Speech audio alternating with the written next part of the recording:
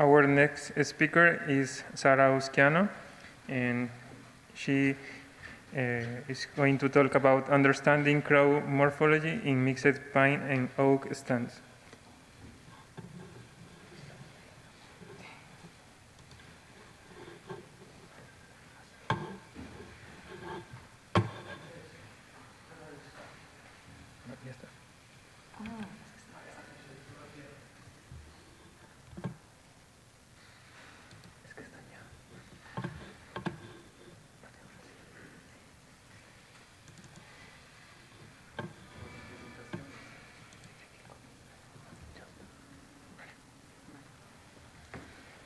Thank you very much. Good morning, everyone. So, yeah, I'm going to talk about the PhD I'm doing right now. So during this time, I want you, first of all, have a frame of what is the purpose of this study. And so to start, the beginning of everything is, of course, something that some of our colleagues already pointed out yesterday, which is climate change. I'm pretty sure that all of you know already this graph that showed us how the weather has been changing, or the climate has been changed during the centuries. But we can see how in the last decades it has increased so fast, right? So that's the reason I think that we should stop talking about climate change, because what is life if it is not a matter of change, right? So actually we have to face a climate crisis. And when we talk about climate crisis, we have the idea of this is an emergency, right? So we need to do something. Here we have part of the solution, which are the forests. We all already know all the advantages that forests have, right? But hey, we have to be fair, right? This is a relationship, so it has to be bidirectional, So if we want them to help us, we have to help them, because they are also facing the climate change or the climate crisis. So we need to know how to keep them, how to preserve them, right?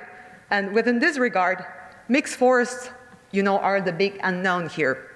Because, well, of course they have bigger diversity, and it seems that they can play an important role in the adaptation and mitigation in all this thing, climate crisis.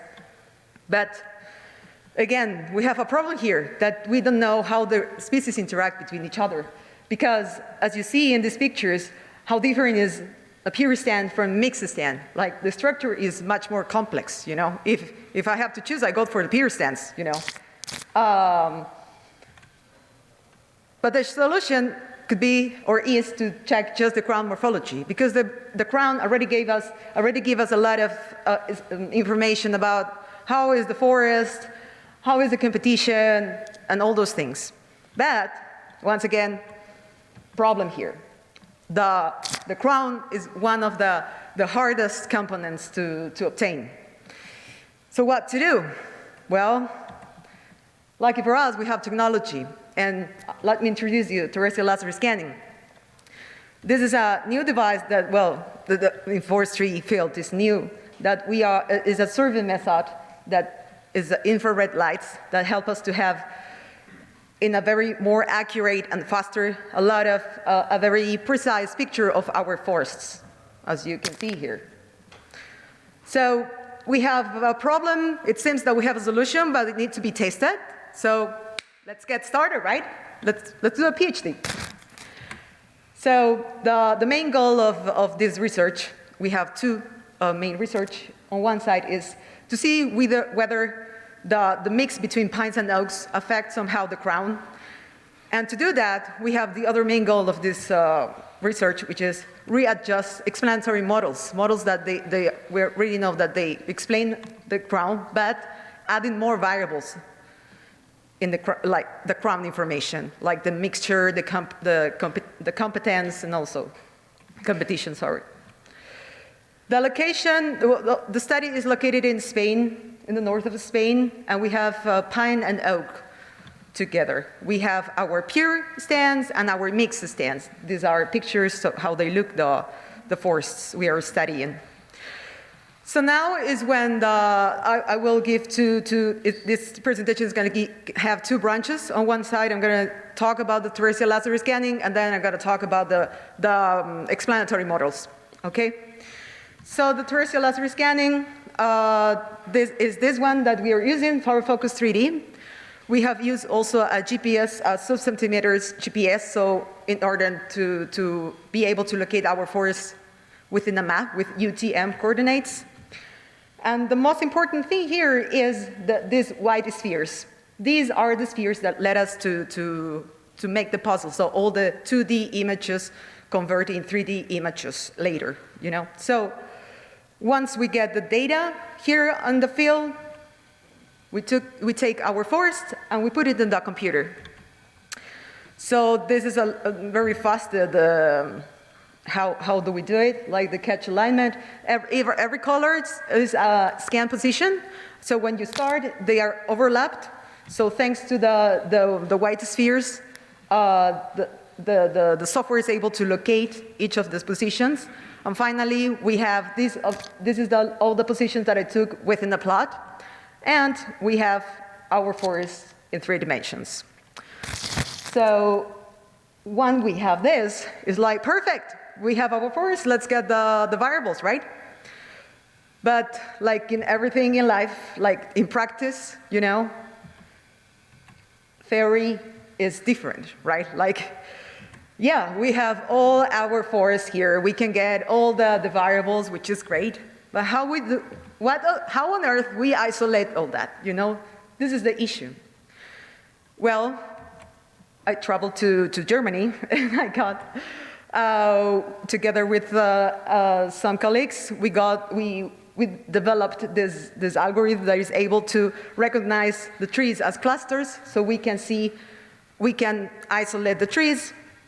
So now the trees are isolated, and we have all these variables for each of the trees. So in total, this is, so you can see the percentage of how many trees we were able to isolate from the plots. And once we got this, we created for each of these trees, like, well, here you can see, like, we isolated about 200 pines and 250 oaks.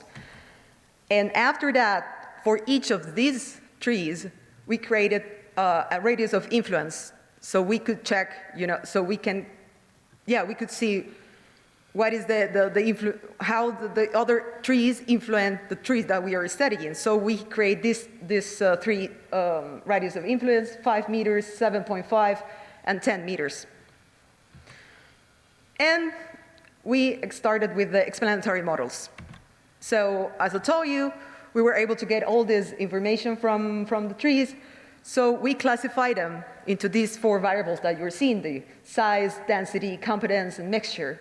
And then we are trying to see the crown variables, which are the maximum crown width, the crown to crown base height, crown volume, and crown projection area. Here's an example of 2 of them. So we are basing our equation model in this one. So this is already a model that we know that it works, but we are expanding the model. So we are adding, apart from the variables that they are already working, we are saying what happens if we add density information, competence information, and mixture information. So we did that for this variable. This other, we did nonlinear models. So after this, we checked and we fit the models, and in total, we get all these models, 500, 300, 200, 700. So of course, we have to pick one of them. At least we have to do a top 5. So we have checked we have done a ranking based on the Akaike index, and we have selected the best 5. This is a little bit this is some preliminary results. As you can see, we can start seeing that for in the case of the pine, density apparently is not that important. Also for the crown base height. And then but like size, something good here that we're checking is that mix is always a significant thing, okay? BAL is the basal area of the largest trees, larger than them. So to sum up this, what we are finding here is that it seems that pines are affected in a smaller radius than oaks. Density just affecting oaks for the crown base height.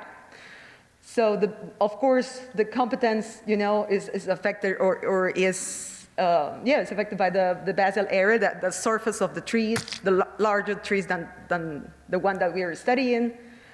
There exists a mixed effect here, and it seems that for oaks, they have a better performance when they are together with pines, and for pines, it's not really like they don't care,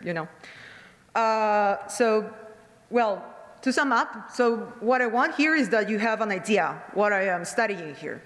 So it's simple as this. Do pines and oak like each other? Is this a match or what? So for that, it seems that pines are looking for smaller radar than oaks, they don't care. But just as everything here, only time will tell us if this relationship is going to last or not. So just stay tuned, and I will let you know in some months. Thank you very much for your attention.